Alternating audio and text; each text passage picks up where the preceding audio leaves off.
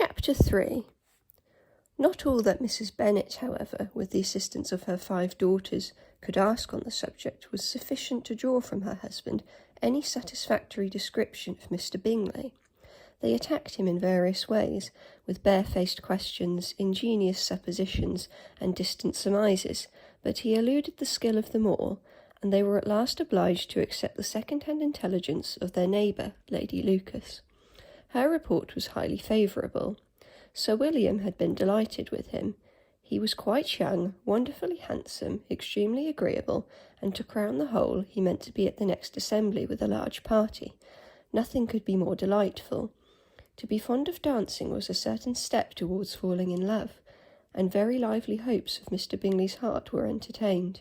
"If I can but see one of my daughters happily settled at Netherfield," said Mrs. Bennet to her husband, "and all the others equally well married, I shall have nothing to wish for." In a few days Mr. Bingley returned Mr. Bennet's visit, and sat about 10 minutes with him in his library. He had entertained hopes of being admitted to a sight of the young ladies, of whose beauty he had heard much, but he saw only the father. The ladies were somewhat more fortunate, for they had the advantage of ascertaining from an upper window that he wore a blue coat and rode a black horse.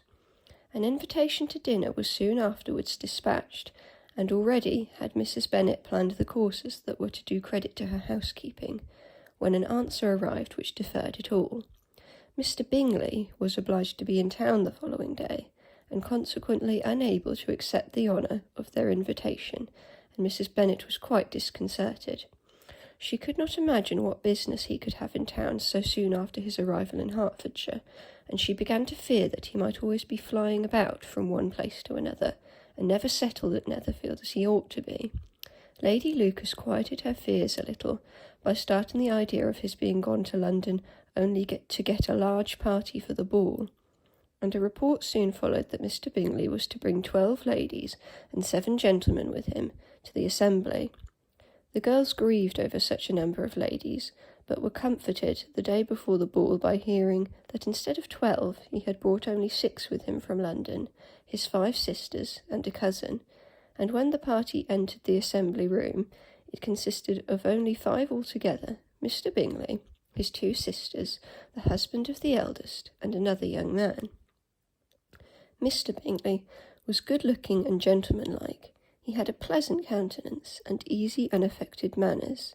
His sisters were fine women, with an air of decided fashion.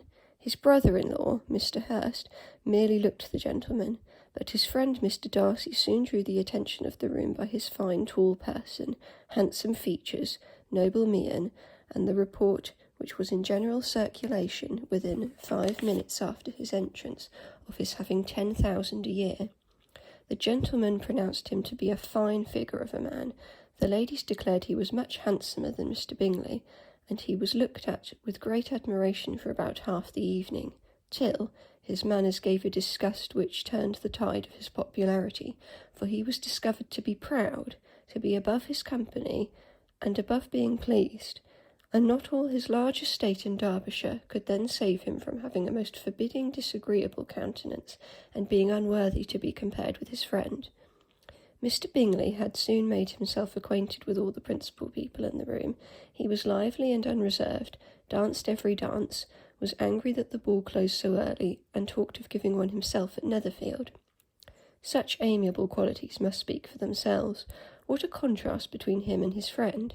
Mr. Darcy danced only 1 dance with Mrs. Hurst and once with Miss Bingley, declined being introduced to any other lady, and spent the rest of the evening in walking about the room, speaking occasionally to one of his own party.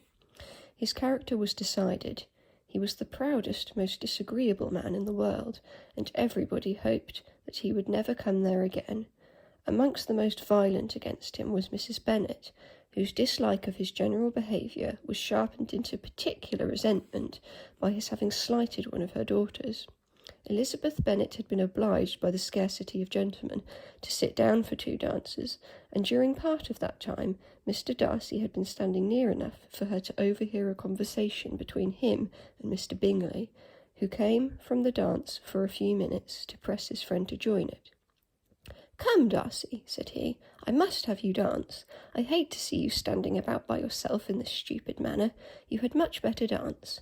"I certainly shall not. You know how I detest it, unless I am particularly acquainted with my partner. At such an assembly as this, it would be insupportable. Your sisters are engaged, and there is not another woman in the room whom it would not be a punishment to me to stand up with." "I would not be so fastidious as you are," cried Bingley, "for a kingdom. Upon my honour, I never met with so many pleasant girls in my life as I have this evening, and there are several of them, you see, uncommonly pretty." "You are dancing with the only handsome girl in the room," said Mr. Darcy, looking at the eldest Miss Bennet. "Oh, she is the most beautiful creature I ever beheld. But there is one of her sisters sitting down just behind you, who is very pretty, and I dare say very agreeable. Do let me ask my partner to introduce you."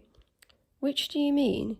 And turning round, he looked for a moment at Elizabeth, till catching her eye, he withdrew his own and coldly said, "She is tolerable, but not handsome enough to tempt me, and I am in no humour at present to give consequence to young ladies who are slighted by other men. You had better return to your partner and enjoy her smiles, for you are wasting your time with me." Mr. Bingley followed his advice. Mr. Darcy walked off, and Elizabeth remained with no very cordial feelings towards him. She told the story, however, with great spirit among her friends, for she had a lively, playful disposition, which delighted in anything ridiculous. The evening altogether passed off pleasantly to the whole family.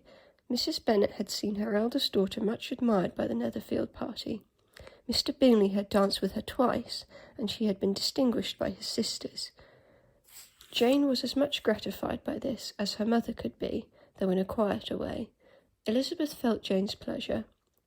Mary had heard herself mentioned to Miss Bingley as the most accomplished girl in the neighbourhood, and Catherine and Lydia had been fortunate enough to be never without partners, which was all that they had yet learnt to care for at a ball. They returned, therefore, in good spirits to Longbourn, the village where they lived, and of which they were the principal inhabitants. They found Mr. Bennet still up. With a book he was regardless of time, and on the present occasion he had a good deal of curiosity as to the event of an evening which had raised such splendid expectations. He had rather hoped that all his wife's views on the stranger would be disappointed, but he soon found that he had a very different story to hear. "Oh, my dear Mr. Bennet," as she entered the room, "we have had a most delightful evening, a most excellent ball. I wish you had been there. Jane was so admired, nothing could be like it. Everybody said how well she looked, and Mr. Bingley thought her quite beautiful, and danced with her twice. Only think of that, my dear. He actually danced with her twice, and she was the only creature in the room that he asked a second time. First of all he asked Miss Lucas. I was so vexed to see him stand up with her, but, however, he did not admire her at all.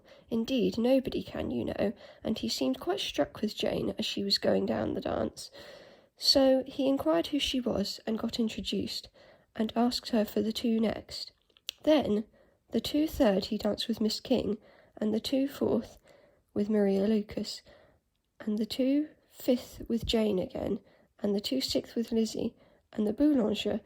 If he had had any compassion for me, cried her husband impatiently, he would not have danced half so much. For God's sake, say no more of his partners. Oh, that he had sprained his ankle in the first dance. Oh, my dear, continued Mrs. Bennet, I'm quite delighted with him. He is so excessively handsome, and his sisters are charming women. I never in my life saw anything more elegant than their dresses. I dare say the lace upon Mrs. Hurst's gown. Here she was interrupted again. Mr. Bennet protested any description of finery. She was therefore obliged to seek another branch of the subject, and related with much bitterness of spirit and some exaggeration the shocking rudeness of Mr. Darcy.